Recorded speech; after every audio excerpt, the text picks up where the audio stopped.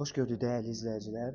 Uzun müddət kitab analizləri və kitab araşdırmalarından sonra belə bir qərara gəldim ki, fərdi olaraq şəxsi inkişafımda müəyyən qədər faydalandığım kitabları sizinlə də paylaşım.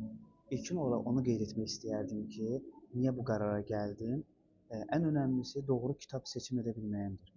Hansı ki, bəzən görürük ki, hər hansı bir insan kitab oxuyur və bu oxuduğu kitab onun şəxsi həyatında, ailə həyatında, iş həyatında, sosial həyatında hər hansı bir dəyişikliyə səbəb olmur.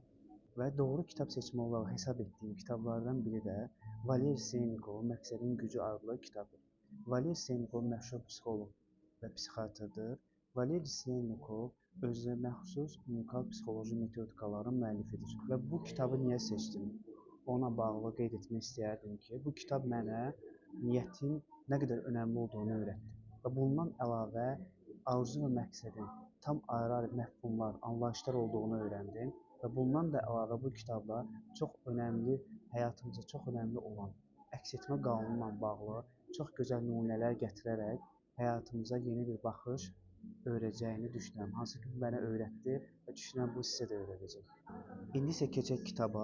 Bu kitabı mən 7 hissəyə böldüm və bu 7 hissədə hər bir hissədə olan ən önəmli nüanslara toxunacağam və sizinlə paylaşacağam. Və tövsiyə edərdim ki, bu kitabı siz də alasınız, oxuyasınız və birlikdə bu kitabı analiz edək. İndi isə keçək kitabın ilk hissəsinə.